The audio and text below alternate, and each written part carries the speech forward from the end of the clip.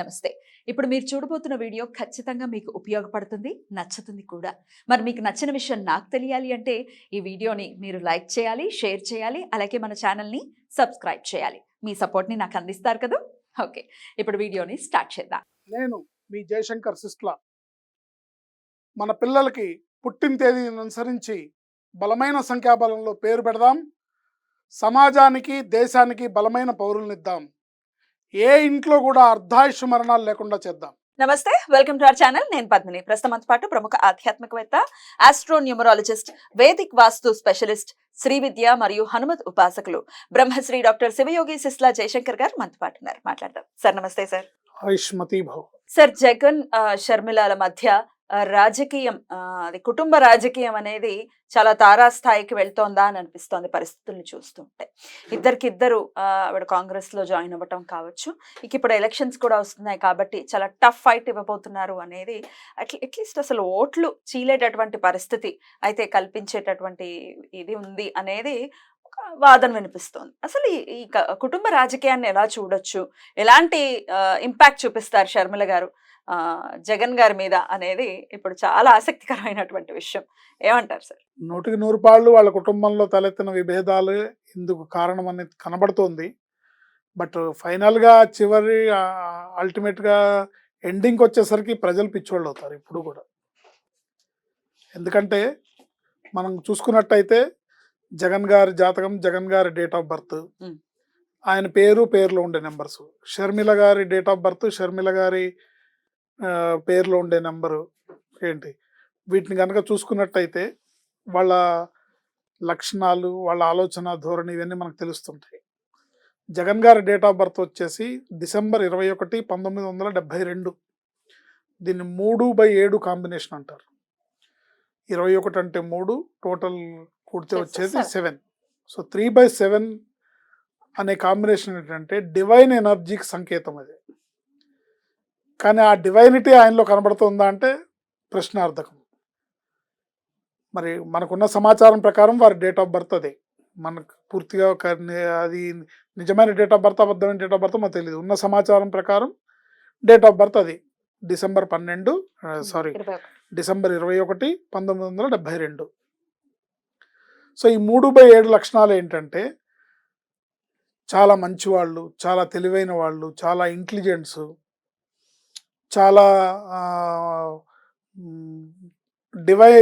డివైనిటీతో ఆలోచిస్తుంటారు. ఇలాంటి లక్షణాలు.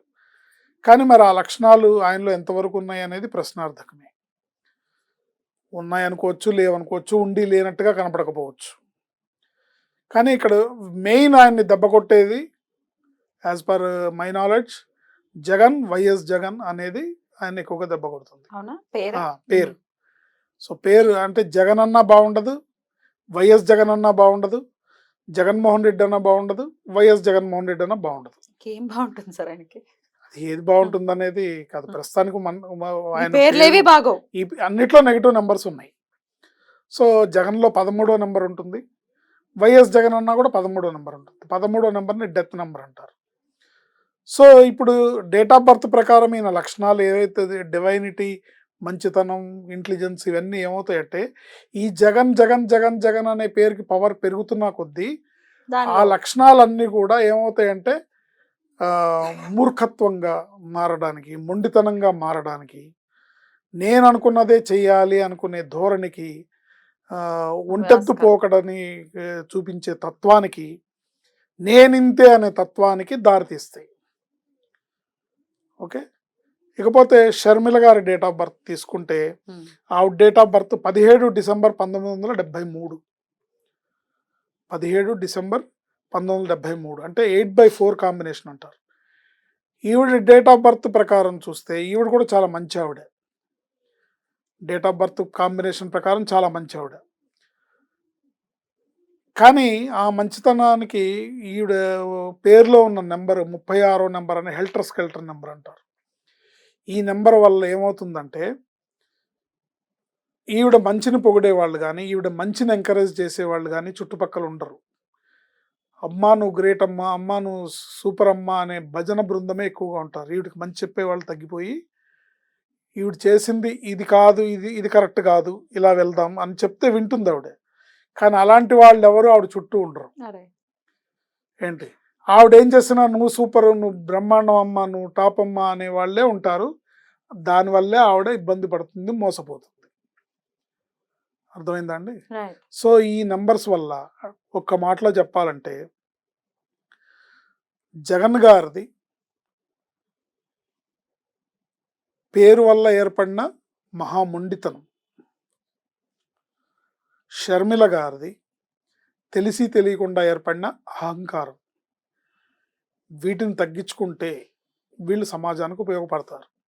లేనట్టయితే వాళ్ళు ఎవరు ఓట్లు ఎవరు చీలుస్తారో, ఏ పార్టీ నెగ్గుతుందో, ఏ పార్టీ అధికారంలోకి వస్తుందో పక్కన పెడితే సమాజానికి కంటకంగా మారుతుంది తప్ప, అంటే ఎండ్ ఆఫ్ ది డే మళ్ళీ అందరూ ఒకటిగానే అవుతారు అనేది మనం ఎప్పుడు రాజకీయంగా కానీ మనం డబ్బున్న వాళ్ళ దృష్ట్యా చూసుకున్నా కానీ మనకి ఇది తెలియని విషయం కాదు.